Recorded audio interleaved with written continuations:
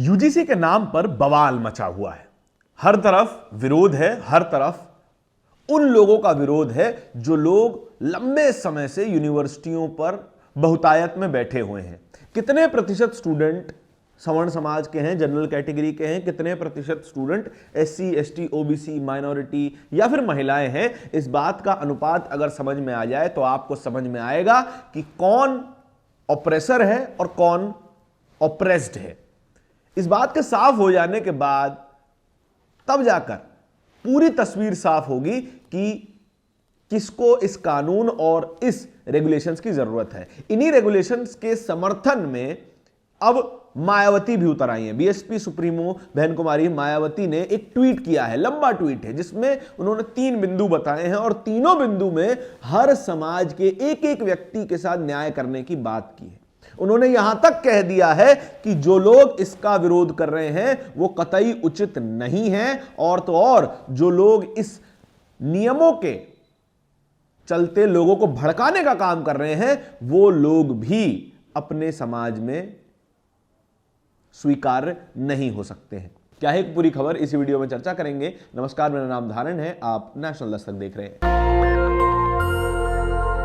UGC की नई guidelines आते ही देश भर में बवाल मच गया है। तमाम जनरल कैटेगरी के लोग, संगठन चलाने वाले लोग और पत्रकार पूरी तरीके से मैदान में उतर गए हैं और कहने लगे हैं कि देखिए सवर्ण समाज पर कितना अत्याचार हो रहा है, सवर्ण समाज पर झूठे केस लाद दिए जाएंगे, सवर्ण समाज पर रोजाना अत्याचार होगा। भेदभाव बचाने की जगह सवर्ण समाज के साथ भेदभाव होना शुरू हो जाएगा। लेकिन क्या कभी बकरी भेड़िए का शिकार कर सकती है?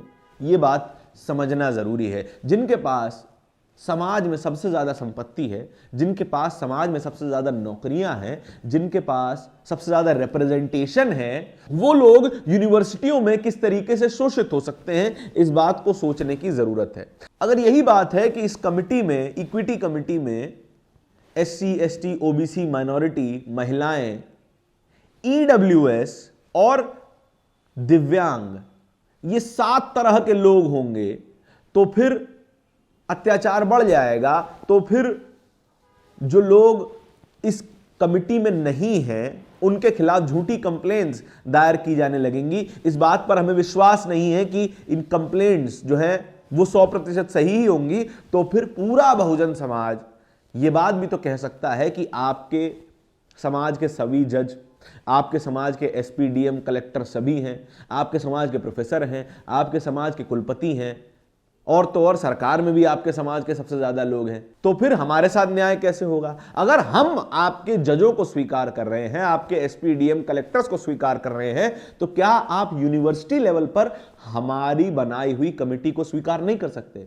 अगर यह लॉजिक लगाया जाए, इस पूरे मामले में जब प्रदर्शन होने लगे, इस पूरे मामले में जब यूजीसी तक में प्रदर्शन कर दिया गया सवर्ण समाज के लोगों और संगठनों के द्वारा, तब बहन कुमारी मायावती का एक ट्वीट आया है, अब से करीब 2 घंटा पहले, जिस वक्त ये वीडियो रिकॉर्ड हो रहा है।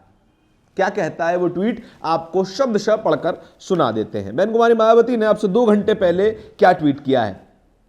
देश में उच्च शैक्षणिक संस्थानों में जातिगत भेदभाव का समाधान हेतु विश्वविद्यालय अनुदान आयोग यूजीसी द्वारा सरकारी एवं प्राइवेट कॉलेजेस में भी इक्विटी कमिटी समता समिति बनाने के नए नियमों के कुछ प्रावधानों को सामान्य वर्ग के केवल जातिवादी मानसिकता के लोगों के ही द्वारा इन्हें अपने विरुद्ध भेदभाव और षड्यंत्रकारी मानकर इनका जो विरोध किया जा रहा है, तो यह कतई उचित नहीं है। अगर भेदभाव को रोकने के लिए कोई कमिटी बनाई गई है तो फिर किसी भी समाज को क्या परेशानी हो सकती है, जबकि उसमें ईडब्ल्यूएस कम्युनिटी भी है, सवर्ण समाज का भी सदस्य इस कमिटी में मौजूद होगा।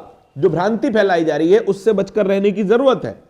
दूसरे पॉइंट में जो सरकार को उन्होंने हिदायत दी है उसके बारे में भी समझिए।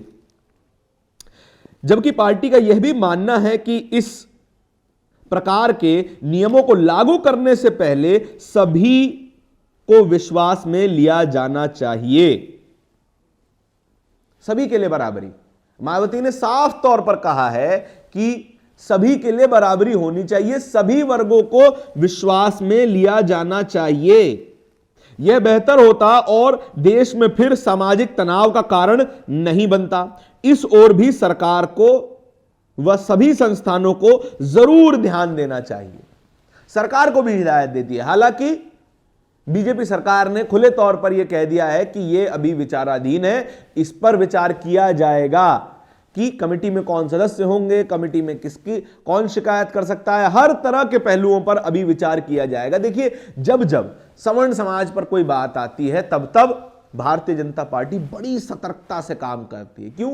क्योंकि इनका 90% वोट, सवर्ण समाज का 90% वोट अगर कोई पार्टी हमेशा से लेती आई है तो वो है भारतीय जनता पार्टी। और कम से कम 2014 से तो सवर्ण समाज ने बम्पर वोट दिया है, बम्पर वोट। सवर्ण समाज कौन? अपर कास्ट मुस्लिम, अपर कास्ट हिंदू, ये दो कम्युनिटीज बम्पर वोट देती आई है बीजेपी को। और इनके खिलाफ कुछ भी करने से पहले भारतीय जनता पार्टी 100 बार सोचेगी। खैर, यूजीसी की ये नियम किसी के भी खिलाफ नहीं है, खिलाफ नहीं है। ये केवल और केवल जातीय भेदभाव को रोकने के लिए नियम बनाए गए हैं। आखिरी में उन नेताओं पर भी निशाना साधती हैं मायावती जो कि साफ तौर पर लोगों को भड़काने की कोशिश कर रहे हैं। साथ ही ऐसे मामलों में दलितों और पिछड़ों को भी इन वर्गों के स्वार्थी व बिकाऊ नेताओं के भड़काऊ बयान के बहकावे में भी कतई नहीं आना चाहिए, जिनकी आड़ में ये लोग आए दिन घिनौनी राजनीति कर रहे हैं।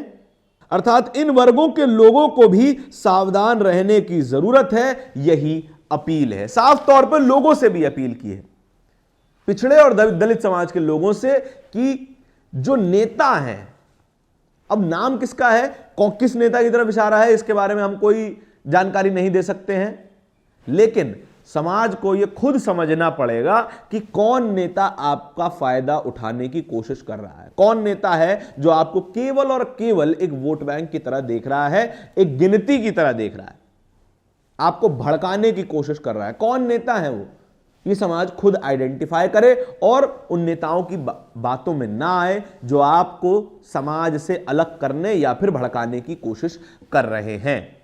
इतना सधा हुआ बयान शायद अभी तक किसी भी नेता का या फिर किसी भी नेता का खुलकर कोई बयान सामने नहीं है। किसी भी पॉलिटिशियन ने अभी तक ना तो यूजीसी का विरोध किया है, यूजीसी की नई गाइडलाइंस का पूरी तरह विरोध किया है, और ना ही पूरी तरह समर्थन किया है, और ना ही कोई बीच की बात कही है। फिर चाहे वो आम आदमी पार्टी हो, भारतीय जनता पार्टी हो, कांग्रेस हो, जेडीयू हो, आरजेडी हो, कोई भी हो।